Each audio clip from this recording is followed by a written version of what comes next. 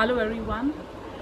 Firstly, I hope each of you, your near and dear ones, your friends, family, all of you are absolutely safe and secure in your respective homes, offices, etc. We are once again undergoing a very emotional turbulence, to say in the least, and I hope we get out of this absolutely unscathed. But it's very important for us to extend our vigil.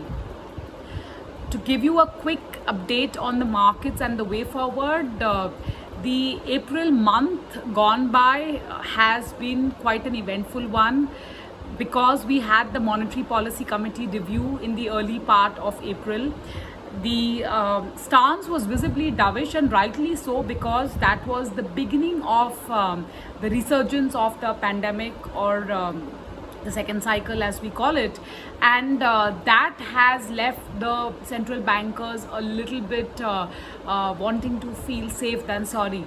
So all along, the narrative in the monetary policy seems to be that of wait and watch.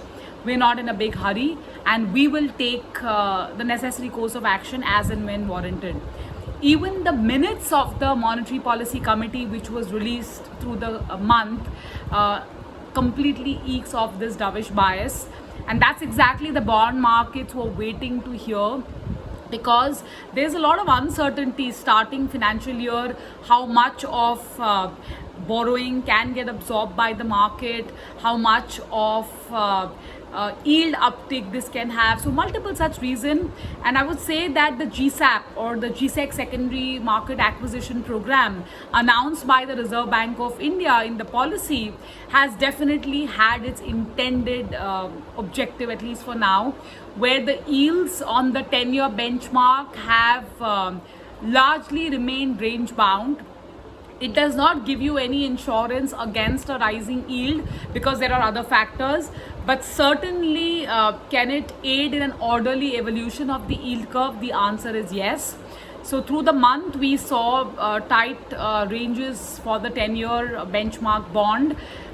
We closed the month at around the 6.605% mark, and looks like till the time the GSAP continues, for the first quarter, the target amount is 1 lakh crore, or INR 1 trillion rupees, of which 25,000 crores have already been conducted on April 15th, and we have 75,000 crores more to go for the month of May and June put together.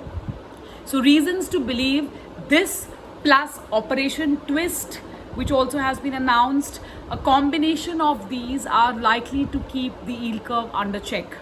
The liquidity in the banking system also seems to be favorable, which is why we have seen a dip at the short end of the yield curve, and the yield continues to be favorable across.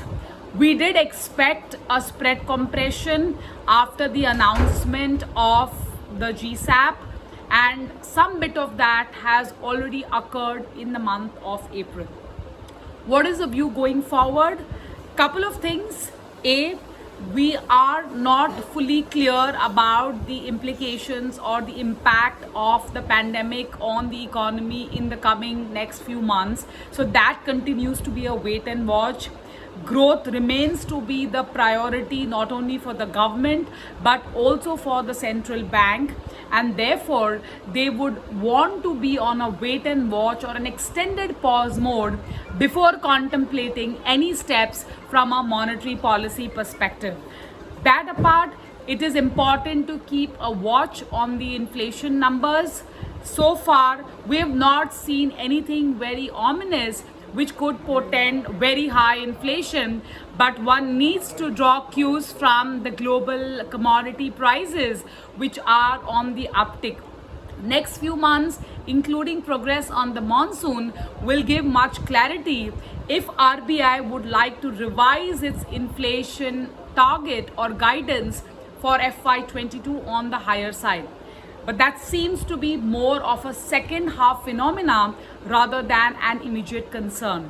So for bond market participants, it looks like we are in a stable interest rate regime with range bound movements on the yields, and these yields could probably inch a little bit on the lower side as there are positive sentiments on account of RBI's GSAP program.